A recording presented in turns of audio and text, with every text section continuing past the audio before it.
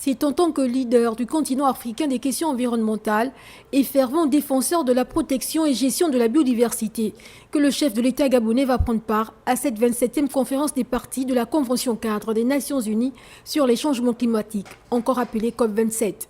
Au cours de ces assises, Ali Bongo Ondimba va participer à des tables rondes. Certains sujets seront axés sur l'avenir des forêts du bassin du Congo. Plusieurs chefs d'État, négociateurs, experts scientifiques, institutions et ONG vont assister à cette rencontre internationale d'une importance capitale pour notre planète.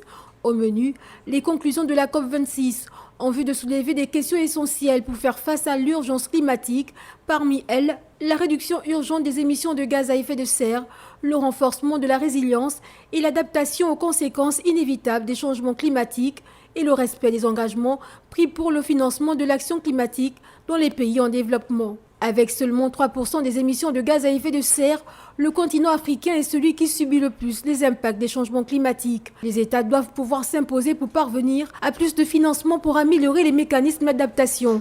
Les pays développés se sont pourtant engagés en 2009 à mobiliser 100 milliards de dollars pour soutenir les actions climatiques dans les pays en développement. Mais cet engagement peine à trouver satisfaction. La COP27 est une lueur d'espoir pour ces nombreux pays, aujourd'hui impuissants devant les effets néfastes liés à la hausse de température et des conséquences qui s'en suivent.